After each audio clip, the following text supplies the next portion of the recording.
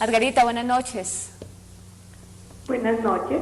Sí, buenas Adelante. noches. Bueno, primero que todo les digo que yo soy protestante, pero quiero también aprender de ustedes y también nosotros tenemos derecho a escuchar sus programas, ¿verdad? Con mucho gusto y bienvenida. Gracias. Por una parte le iba a decir que según la iglesia pues dicen que el Papa es el representante de Dios en la tierra, que siempre ha tenido el Espíritu Santo. Pero pues a través del tiempo hemos visto que los papas también han cometido muchos errores. Por ejemplo, en el siglo XV, cuando las famosas indulgencias, que la gente no iba al purgatorio si pagaban en oro o dinero, esas indulgencias, pues esos eran errores muy grandes. También el tiempo de la quema de las brujas, también hubo papas que tuvieron hijos, y además algunos obispos y personas que han tapado un poquito lo de los pediatras. Entonces la iglesia, que es la representante de Pedro, ha cometido muchos errores. ¿Y qué es lo que pasa? Que en vez de criticar tanto, hablar tanto de santos, hay tantísimo en la Biblia que hay que enseñar porque hay mucho pecado. Y entonces en vez de eso hay mucha gente que tiene ansia de conocer, pero hay pecado porque no lo enseñan. Entonces es preferible que dejen de criticar al señor Müller y a eso, sino que enseñen más. Y por otro lado me pregunto por qué el Papa no hace milagros como todos los apóstoles. Todos los apóstoles hacían milagros en vida, hablaban en lenguas en vida, no en muerte. Eso es todo. Mire, le voy a decir una cosa muy importante. La Inquisición de los protestantes contra los católicos, hay 4 inquisiciones. La de Inglaterra fue terrible, mataron 70.000 católicos.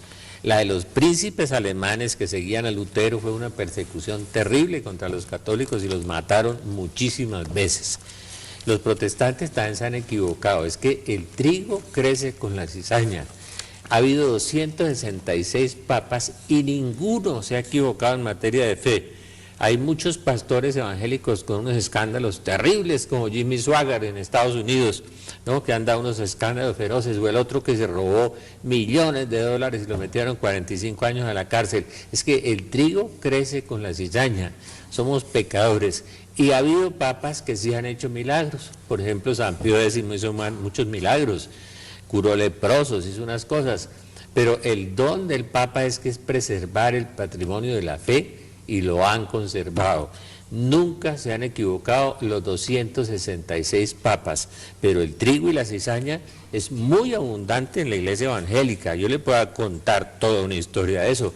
En cambio, la santidad en la iglesia católica es muy grande. Yo no he visto en la iglesia evangélica producir un San Francisco de Asís, ni un San Francisco Javier que resucitó 123 muertos, ni una Madre Teresa, ni las 500.000 monjitas que cuidan millones de niños y de ancianos y de leprosos y cuidan 7 países del África. Yo lo único que les he visto, y con todo el respeto, es recaudar dinero y crecer económicamente. Pero milagros ha habido en la historia de la iglesia millones. La Virgen en Lourdes registra 6 millones de curaciones. No ha habido ningún pastor evangélico que haga 6.000. Son 6 millones de curaciones. De manera que a mí me parece un poquito insidiosa la pregunta, ¿no? Y cuando quiera dialogar conmigo, allá estoy en la casa y le enseño un poquito de la historia del protestantismo. Bueno. Mire, Margarita, comencemos por aceptar esto que es cierto y es verdad y es parte histórica. ¿Por qué surgió el movimiento protestante? Surgió, y eso es cierto, no podemos nosotros tapar el sol con las manos, por una formidable corrupción que había en aquella época, claro, hace 6 años, en el seno de la iglesia. Curas corruptos, que vivían abarraganados muchos de ellos, claro, otros estaban adorando el dinero, en fin, cantidades enormes de situaciones anómalas en el seno de la iglesia. Eso es cierto. Inclusive papas que dieron escándalo, eso es cierto, eso es verdad. Eso, el siglo de hierro de la iglesia. Claro, eso es verdad, eso no se puede negar. Sin embargo, la iglesia de Cristo es y ha sido la única, no fundó mis iglesias, mi iglesia. Mateo 17. Mateo 17, exacto. mató mi iglesia y la puso en la cabeza de Pedro y en los sucesores de Pedro, que desde entonces hasta ahora, sin interrupción, vienen siendo los papas. Ahora bien, ¿por qué los papas, algunos de ellos, no todos, han sido indignos? Sencillamente por esto que San Juan nos dice en la epístola. Yo lo voy a leer, porque lo voy a leer, aquí dice esto. En la primera epístola, primera carta de Juan, capítulo 1, verso 8. Si decimos no tenemos pecado, nos engañamos. Mentirosos. Y la verdad no está en nosotros. Si reconocemos nuestros pecados, fiel y justo es Él para perdonar los pecados, etc.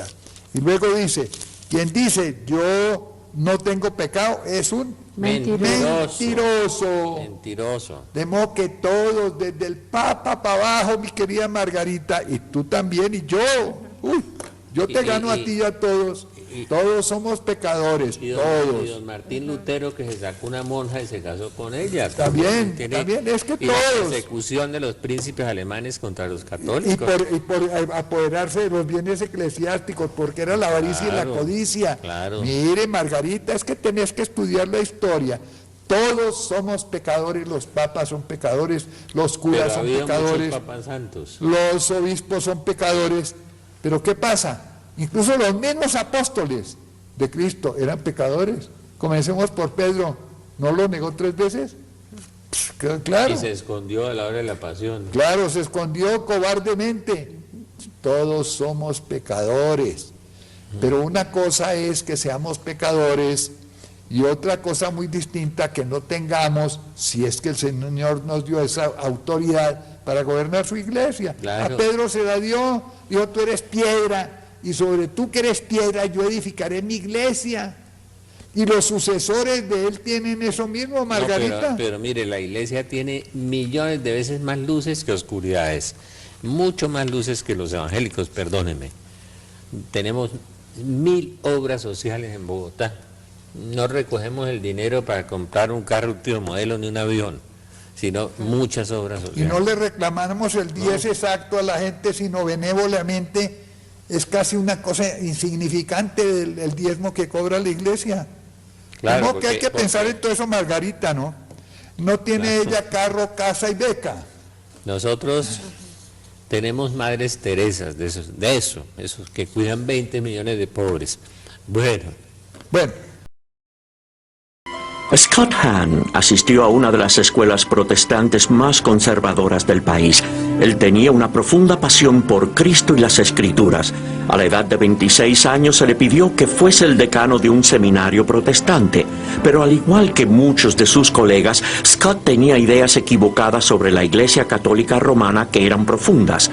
En una época él veía al Papa, y en particular el cargo del Papa, como el anticristo, el líder de la Iglesia que él creía había distorsionado y malinterpretado las enseñanzas de Jesús a través de los siglos. Yo era anticatólico porque cuando miraba hacia la Iglesia Católica veía algo que ninguna otra denominación de la tierra decía ser: la única, verdadera Iglesia fundada por Cristo a través de sus apóstoles, gobernada por sus sucesores con autoridad divina y un jefe infalible.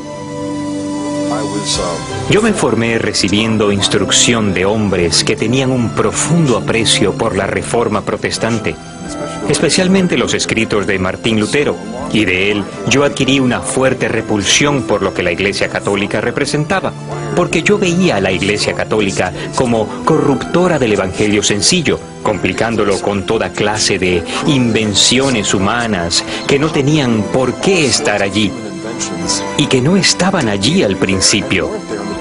María, el Papa, el purgatorio, los santos, los sacramentos y todo lo demás.